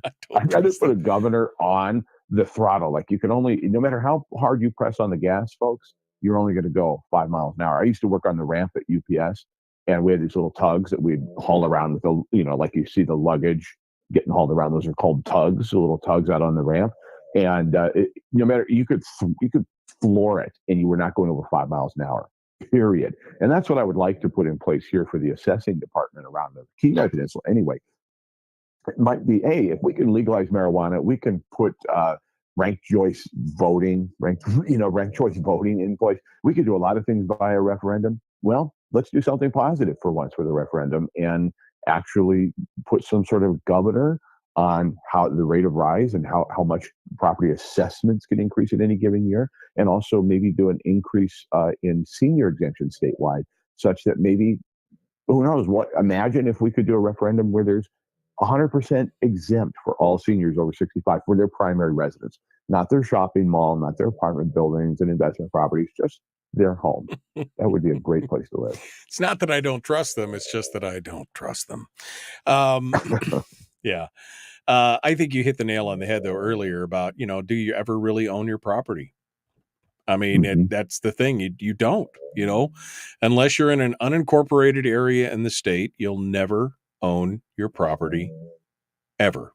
Because the minute you stop paying Uncle Sugar is you're 90 days away from Uncle Sugar. Yeah. Just to paint a picture.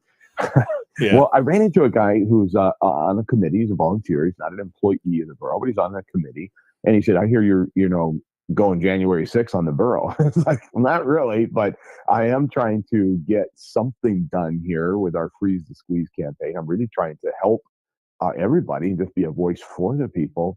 And he said, well, got to pay for it somehow. And I said, and he goes, so we do one of two things, raise the mill rate or raise the assessed value. And I said, and he looked at me for a second, and I said, spend less? He goes, oh, well, that's not an option. And what he meant to say was that they're getting more and more calls from people that want more and more services. And if you dare, throttle back a service, apparently the phones just ring off the hook with us calling, saying, we want our services. So I guess there's going to have to be some sort of a hard conversation. Again, the nanny state and the welfare dependency state is well and strong right now. That's what we're looking at right now. Chris Story, the man from Homer, we're about to jump back into it. Please like and share this show. Like and follow the show page if you can. I'd love to hear what you guys have to say and get more folks involved in the conversation. Here we go. Jumping back into it. The Michael Duke Show, Common Sense Radio.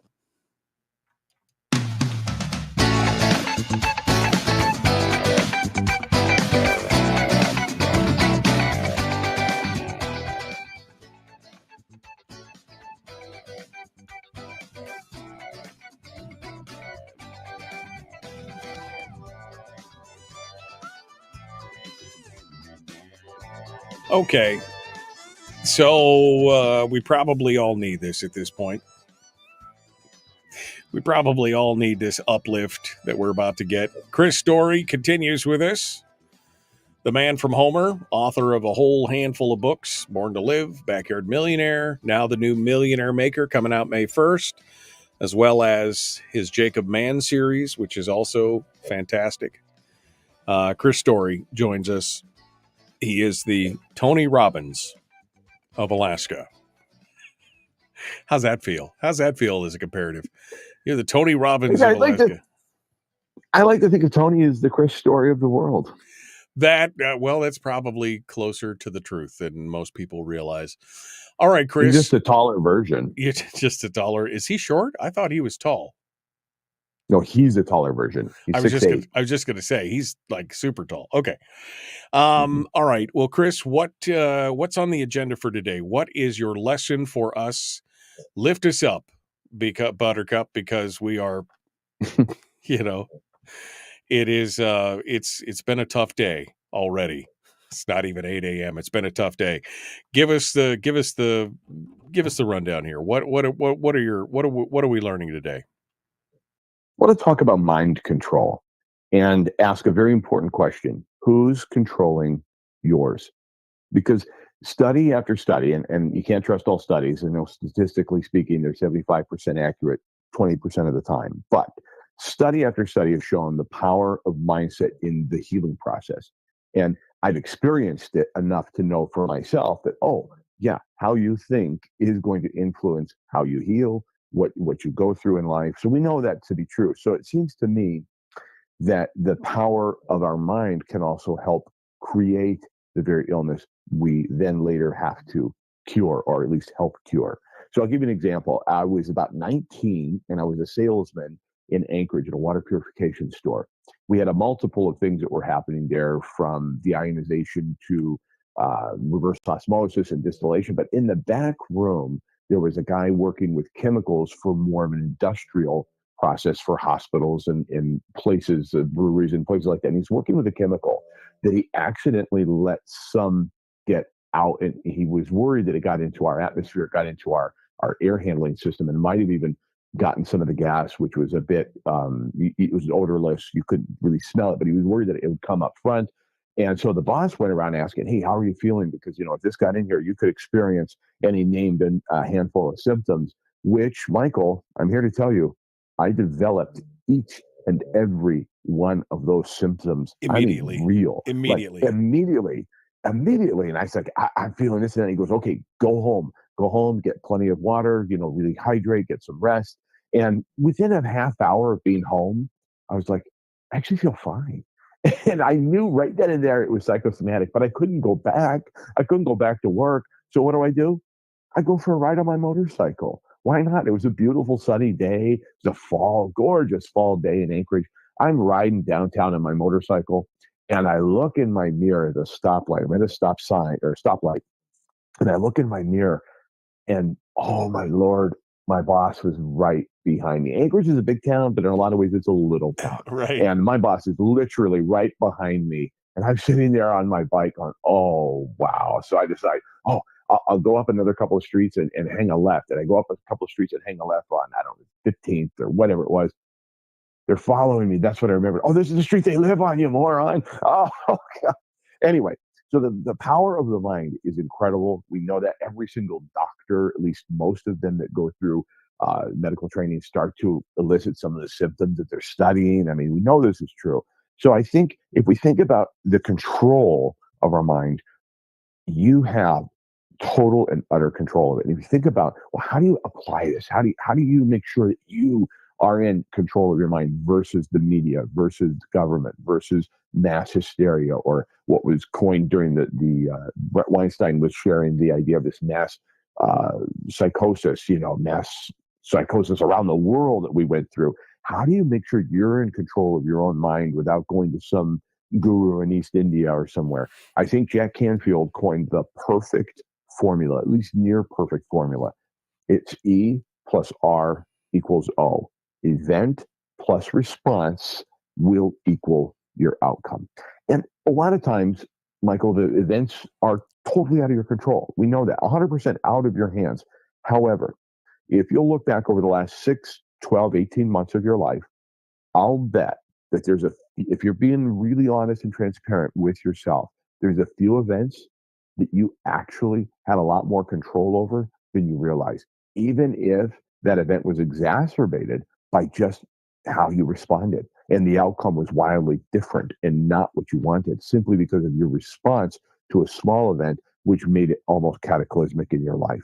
And a friend a number of years ago went through a horrific legal battle. I mean, it was not her fault. It was awful. She got railroaded in the situation to a point where it upended her entire life. She did prevail. In the end, she won. However, months after the conclusion of that event, she ended up with a tumor. And the doctor's first question to her was, after he examined the scans and the studies, and he looked at her and he said, and he didn't know her from Adam. It's a whole other state.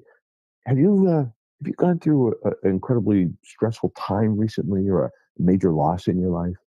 And she said, let me tell you. And he confirmed that that's not uncommon with his patients. And so I think our mind, and if we don't control our mind, we're going to allow somebody else or outside circumstances to control it, or the lack of control is going to lead to events that we could have otherwise prevented, and then we'll have to deal with them. And we better be ready to respond in a deep, meaningful way. And that's why I think mindfulness is having a moment right now. You're hearing everybody talk about it, Sure. But I don't mean it in a plastic Instagram way. I mean it in a real deep way, and a practice, almost like you would practice your religion or practice kung fu or anything you want to get better and have more of in your life. You need to practice. And I think mindfulness is a big part of that. Sure. I mean, you and I have often talked about, Hill and a lot of his talk and everything else. And it's always, what the mind of man can conceive and believe it can achieve. Right. So it has to be conceptual. You have to think about it in your mind. You have to visualize it. You have to think on it. You have to worry over it and think about, what would it look like? And then you got to believe it. And that is, I think that's a big part of that mindfulness, making sure that you control what your reaction is to everything around you and how you respond to it. That's a huge part of it. And another Napoleon Hill quote, since we're going to have a quote off here, he said, with every adversity comes with it the seed of an equivalent or greater benefit. And so if you're not in a place where you can start to create because of what you're going through, the events in your life currently or surrounding you are not optimal for going, I'm going to create something new and wonderful and I'll believe it. Fine. Let's say you're dealing with adversity in this hyper aware climate, which we have almost like fear porn in our society, and not just here, but I think in Europe as well. And we okay, fine, you're in an adverse time. How you think about it, and if you can focus on looking for the equivalent or greater benefit of what you're going through, that is the R of the E plus R equals O, and it will certainly change the outcome. Absolutely, for your betterment. Yeah, absolutely. I mean, fear porn, doom scrolling, we call it, when they're on their socials and they're doom scrolling. We see it all the time. All right. Well, Chris Story, again, conceptualize it, believe it, visualize it, make it happen. Thank you, my friend. As always, it's a pleasure to talk with you. Appreciate you being part of the program today. Thank you, Michael. My pleasure. All right, folks, we got more coming up tomorrow. Jamie Allard for reals this time. The Michael Duke Show, Common Sense Radio.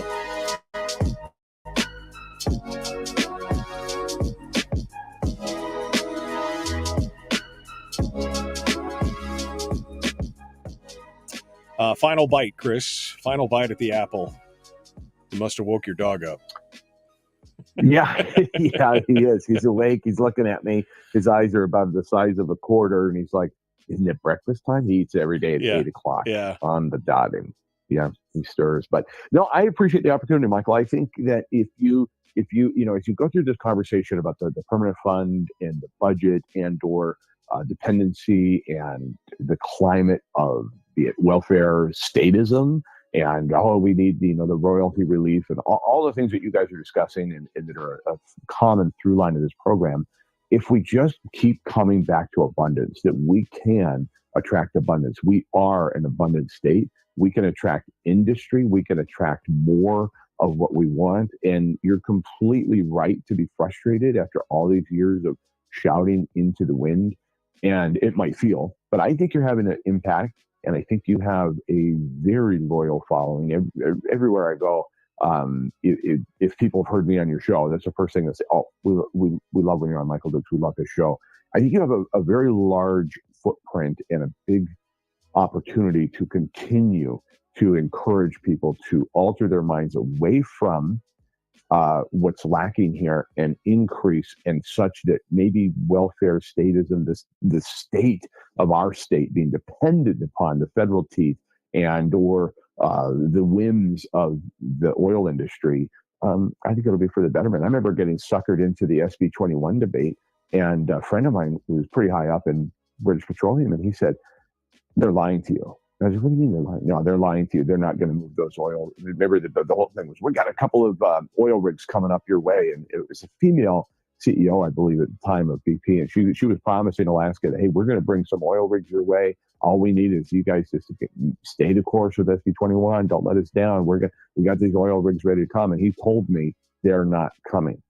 And he told me this before this passed. And then sure enough, right after it passed, the referendum, yeah, they didn't bring them here. Yeah. So we need dependency only on ourselves and increase the abundance. If Florida can be abundant, we can be abundant. Do as success does. And I would love for a continued conversation about what happened during the COVID response here in Alaska. And we never happen again. We cannot let Governor Dunleavy off the hook so easily. Maybe he's doing some great things for Alaska. We need to hold him accountable for what he did and the measures and those mandates, and we can never be held by a tip of the spear by a unified command like that again, statewide travel restrictions, everything. We need to never forget that. I think it's not too soon to start dissecting that and making that a weekly conversation here on your program as well. I would love to hear that, because we need to remember and make sure our kids don't forget and nobody ever lets that happen again. Yeah, absolutely. How does someone contact you, Mr. Story? Somebody asked in the chat room here.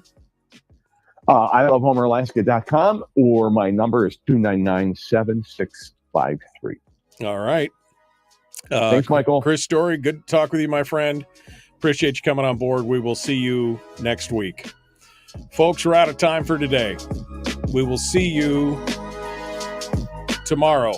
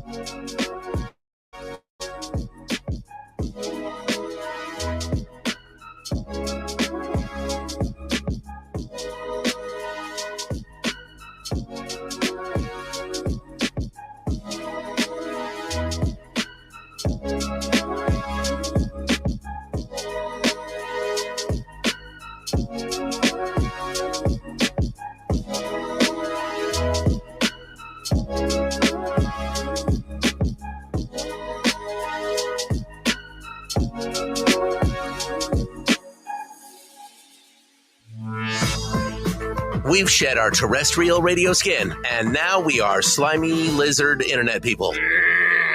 It's the Michael Duke Show.